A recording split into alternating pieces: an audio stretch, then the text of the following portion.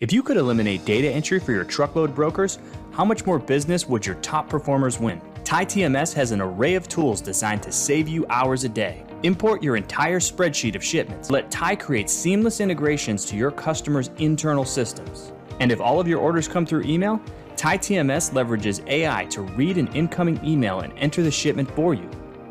Visit ty-software.com to learn more about how you can empower your top performing brokers to increase their shipment volume today.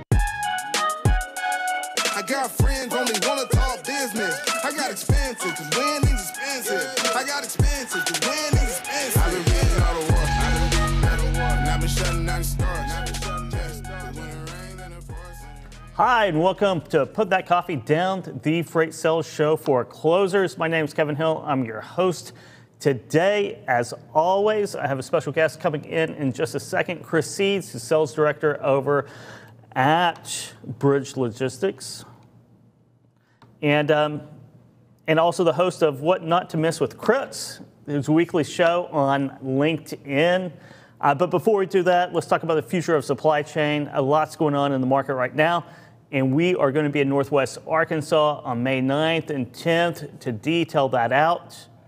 What the market's doing, what technology is doing, everything that has to do with the supply chain and the future of supply chain. We also have our March Madness still going on. Our ticket special here, tickets only $12.95. So if you haven't picked up those tickets, do so, and certainly book your hotel room, because Northwest Arkansas, we're going to fill up that town. So we welcome, I can't wait to get out there and see everyone again. It's been a long time since we've been in person, over 2 years now. But it looks like everything is opening up for everyone all across the country. So let's take advantage of it, go see our old friends, make new friends, and learn about the future of supply chain. So with that, I also want to give a shout out to Ty. Ty is the ultimate domestic 3PL solution for LTL and full truckload freight. Ty TMS gives you a centralized platform for sourcing load coverage by connecting you to load boards, rate intelligence, and capacity tools on a single page. To learn more, visit ty-software.com. That's TAI-software.com. So with that said, let's bring on Chris right now. Kevin, what's going on? Not much. Just sitting here trying to make sense of this market. You know, the market's still strong. It looks like it's softening up a little bit. We're going to talk about something you sent me last week, the Dickens paradox. So we're going to dive into that. It could be one of these, it's very relevant. I think you happened across it randomly, and it kind of describes what's going on right now, or what could be going on in the very near future. Yeah. So if you want to take it away and explain the Dickens paradox, that'd be great. Yeah. Well, it was the best of times.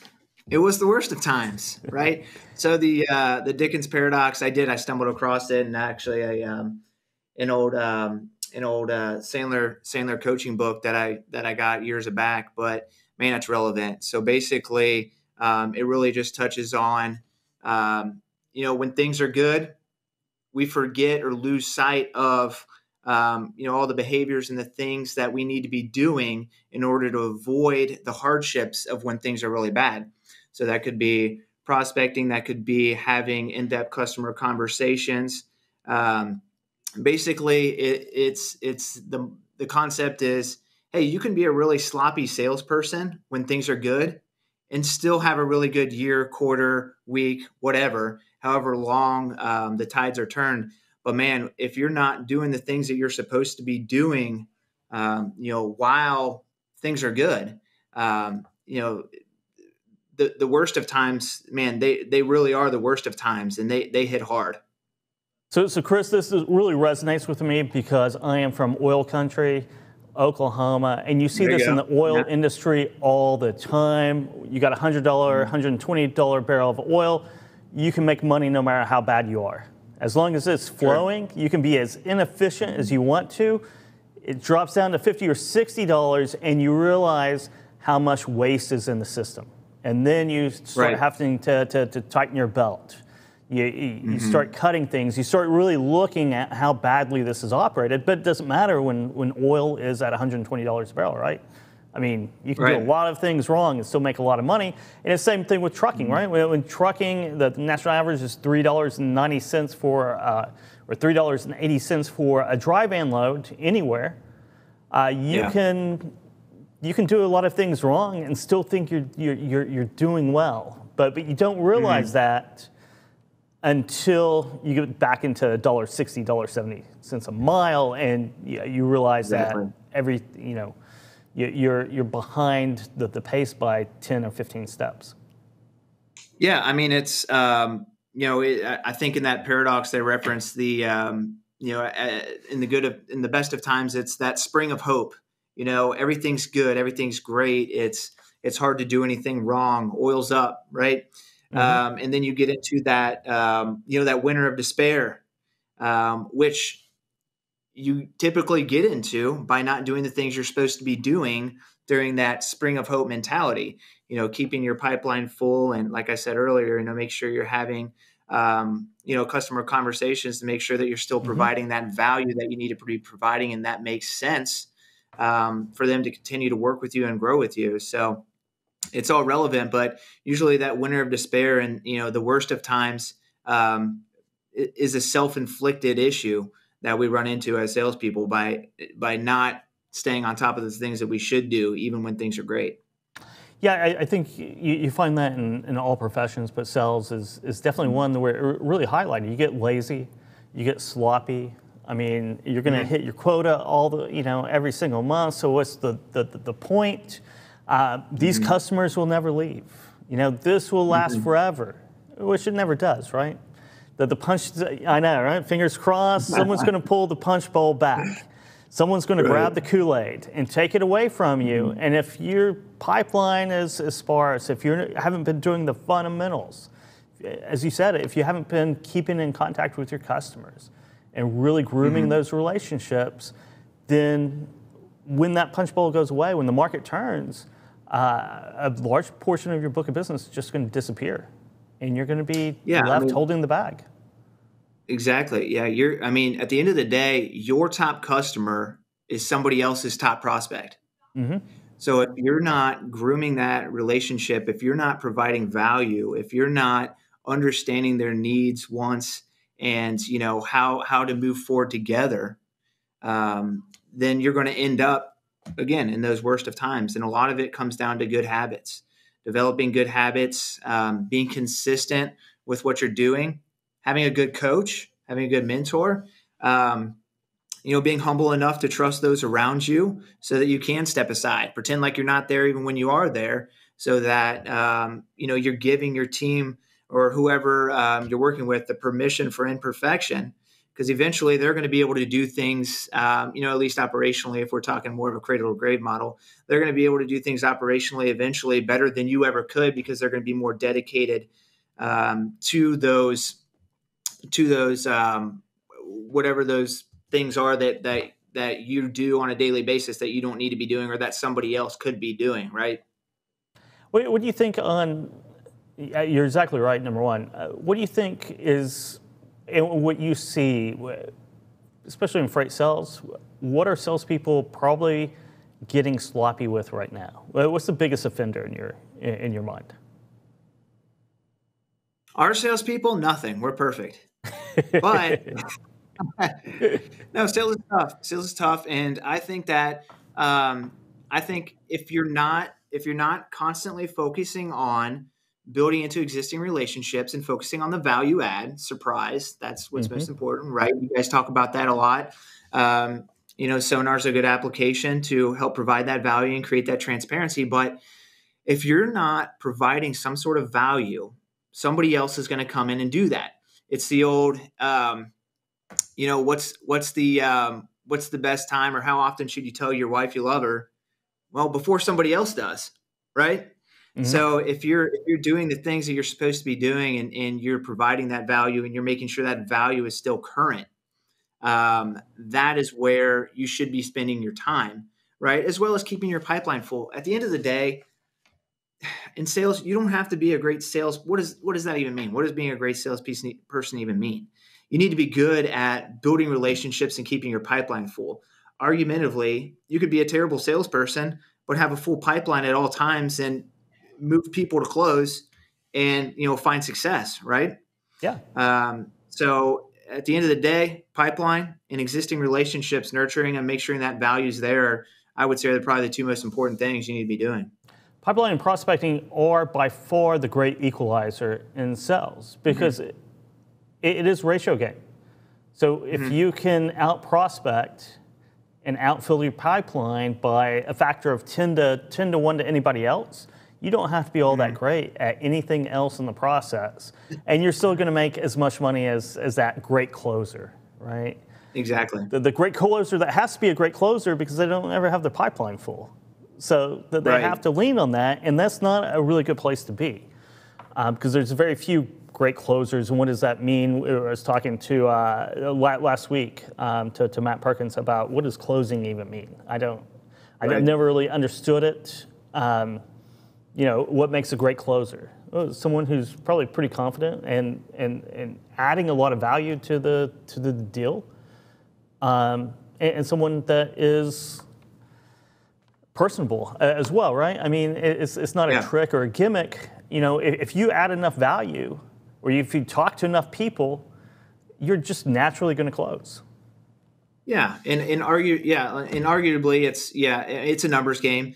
And at the end of the day, there's this miraculous thing that happens when you make a lot of dials, or you send a lot of emails, or you do a lot of social network events, or you go out to a lot of conference or trade shows.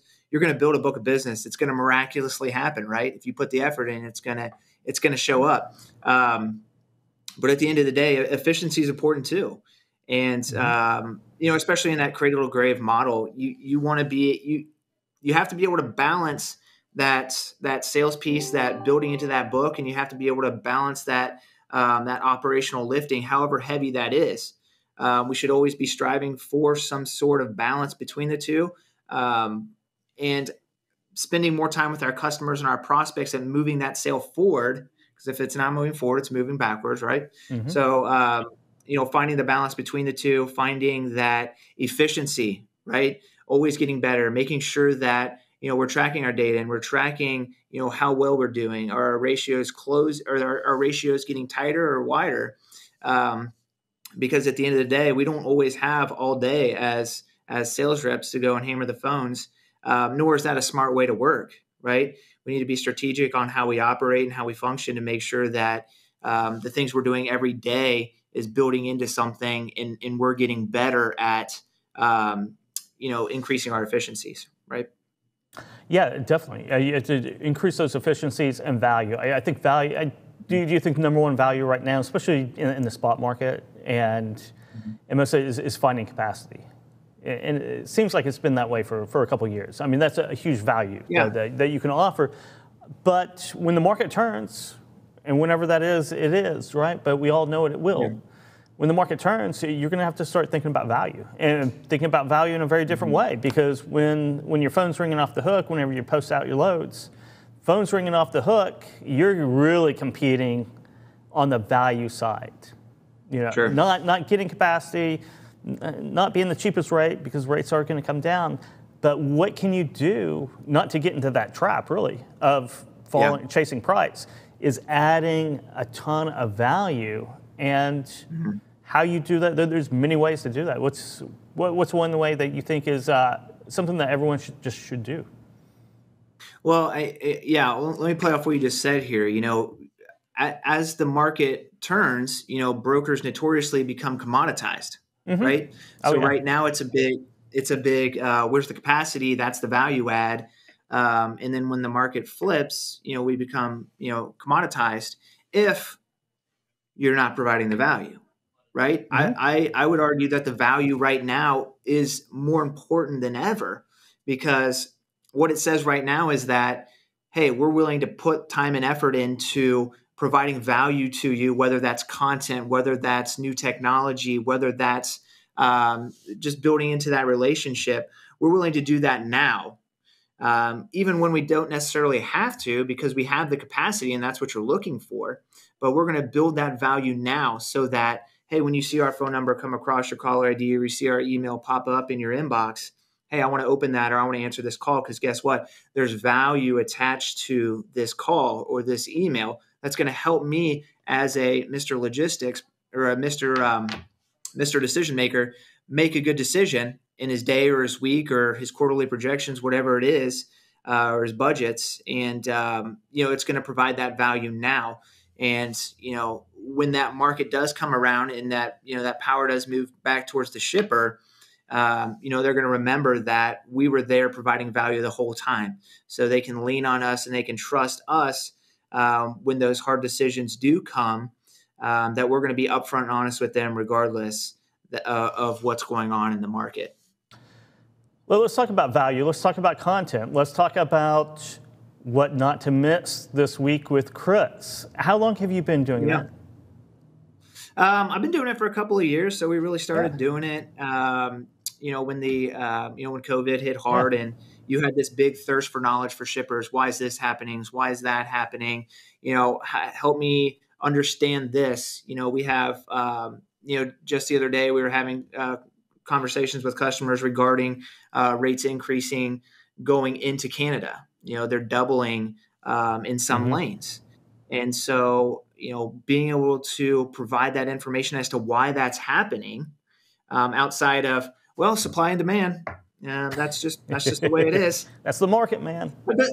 That doesn't go over very well. And if I was at the other end of the table, I would frown upon that as well, because I have people that I have to answer to as a shipping manager or logistics coordinator. And if I just tell them supply and demand, my job might not be there very long, right? So we really saw a need for knowledge to be put out there to answer these questions. And we understand that if one person has that question, then there's probably 10, 20, 30, 40, 100 different people that want to know what's going on in that realm as well. So it's it's a value add, but honestly, it's a value add for everybody because, it informs our carriers, it informs our employees or our team members on what's transpiring in the market, and then it informs our customers as well. So it's a win-win-win for everybody. It is. It is because content is king. And I knew you'd been doing it for such a long time now, and I like a couple years. It seems like it's just.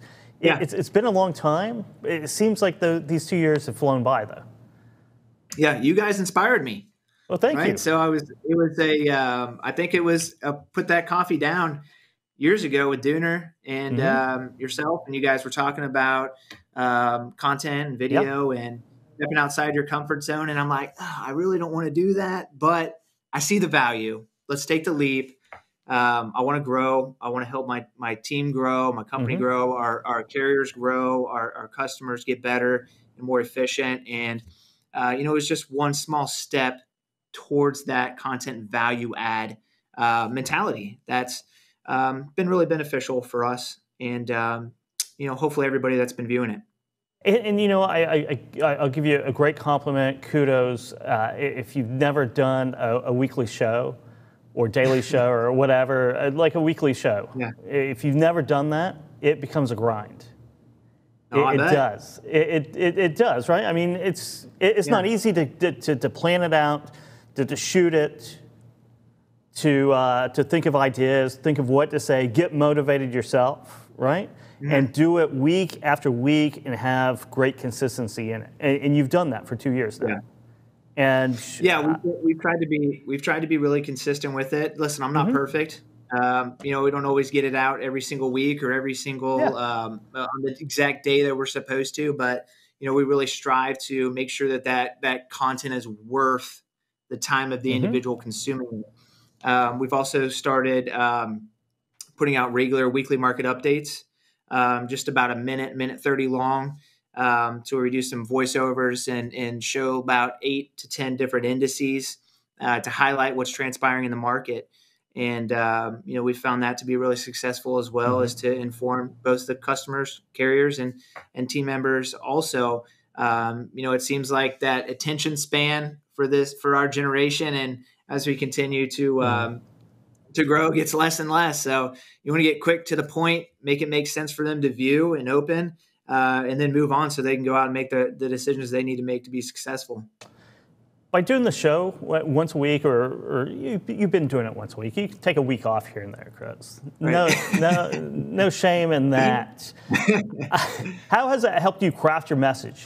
Craft your message when you're talking to customers, when you're in a sales meeting, creating a narrative, creating context, and, as you said, attention spans. Hooking someone into your narrative or your analysis, right? Because it is very important. To be straight to the point, concise, do it all good, do it all right. But if you're shooting something every week, you have to do that, and you just get better and better and better at it if you're doing it right. I hope so. I hope I'm getting better at it. You are. I hope I'm not getting any worse. Fundamentally comes down to the difference between being a broker and an advisor / consultant. Yes. We're advisors. We're consultants. Yeah, we broker freight. A lot of other people broker freight too, right? Cincinnati's a hot spot for brokerages, and so is Chattanooga, so is Chicago. But we want to be able to differentiate. And one of our biggest differentiators, we're advisors. We know what's going on in the market. We can read the tea leaves. We can know how to plan, and we can try to put our best foot forth as to educate our customers and carriers and team members as to how to go about solving problems and to forecast and plan. So we don't want to just broker freight, right? Anybody can broker freight. We want to advise, right? We want to be seen as that advisor, and that's really helped shape that message. Yeah, and you did it at the right time too. You did it in a tight market when things are good. Mm-hmm. You've established credibility. You've established the hustle and the grind. And whenever the market turns, whenever that is, you have 2 years under your belt. You have 2 years of a track record, right? And you have 2 years of people watching and building that audience to where you go into the worst of times, you've laid that foundation to take advantage of it. Because if you wait until the worst of times to start doing what you did, right, then you don't see any of the results. Yeah. Right. We'll see when the worst of times come around if the viewage stays up. But we sure hope so. And we want to be. We're in the we've been in the spring of hope for a long time. We just want to make sure that we don't intentionally lead ourselves into that winter of despair. And that the advisory and the content is really helping us to be that advisor and not just that broker, right? I think no one wants to be a salesperson, right? They wouldn't be an advisor or a consultant. And there's only one way to do that. And that is to know more than anybody else sitting at a table, knowing the market inside out or knowing what you're selling, that industry, and building an audience of people that are learning from you in whatever way possible. And then you become that advisor, you become that consultant, but there's no other way. Then you're just a salesperson. You're a salesperson who is trying to convince people to do things that they don't always quite understand fully themselves. Exactly, and a lot of that comes down to, listen, we're not always going to be the best salespeople in the world, right? And that's okay. We're all right with that. We're great at building relationships, and we're great at advising. And our leadership here in management does a very good job of listening to those frontline team members. At the end of the day, your frontline team members have solutions to problems that you don't even know exist at times. And if you're doing the talking all the time, at some point, there's not going to be anybody there left to listen to. And a lot of times you're crafting that content, you're crafting that advisory piece based off of some of those questions that your frontline team members, your advisors are coming across, and you're drafting and you're coming up with scripts and what not to misses and weekly market updates based off of what's transpiring in the market. So you have to be listening, you have to be engaged, you have to be fully engulfed in what's transpiring in your team on the front line in order to come up with that content and to be a great advisor and to teach your team and coach your team to go be great advisors and to have content conversations as well. Chris, thank you so much for joining us today on Put That Coffee Down. Once again, Chris Seeds, Sales Director at Bridge Logistics and the host of What Not to Miss this week with Chris. Sorry. That's all right. Had a little it was a pleasure, Kevin. Thank you. Thanks for having me, man. You bet. Thank you very much.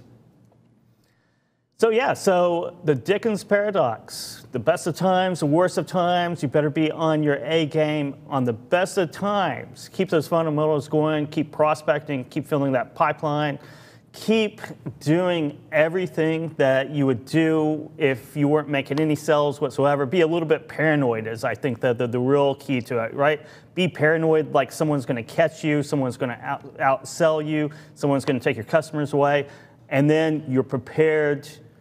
You have that foundation laid for the worst of times to really thrive in that. So that's it for this week. I got friends.